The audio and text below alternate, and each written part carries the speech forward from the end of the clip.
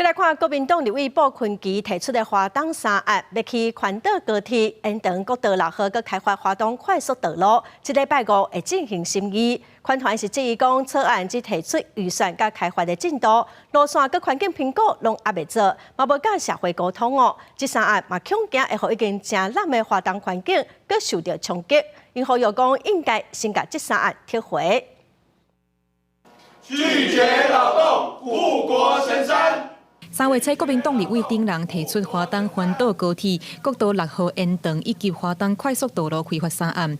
3月底、4月中3案是分别进入委员会审查，而且快速的通过排入审查议程，但内容只有预算甲完工的年份，无分评、无具体开发路线，无针对花东水陆地质提出应对的保护政策，嘛无甲社会来沟通。针对这件代志，20个环保团体是联合召开记者会，要求退回这3案先讨论。心意。伊甲阮讲的就是讲，你靠你的技术，你靠你的科技，吼，你就有法度去，就是讲人定胜天啦，吼。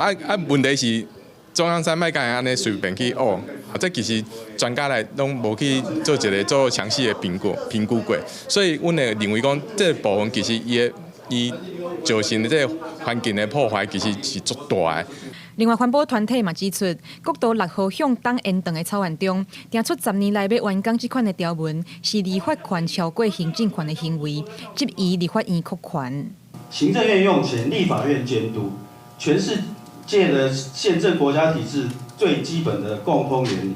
今天国民党却想要用立法的方式来决定某一个时限内花费2兆多的金额开订单搞建设，请问立法院花钱谁来监督？这如果不是扩权的话，我不知道什么叫做扩权。也若是开发的方式，草案中敢若写讲会当是 BOT， 或者是向国内外财团企业募集国家主权基金。环团嘛质疑，安尼方式若开发完成，路权恐惊会落伫财团手头。问国民党敢真正是要照顾当地居民？因要求撤回花东3案先沟通，做环评加审议。记者王可选、柯明在台北报道。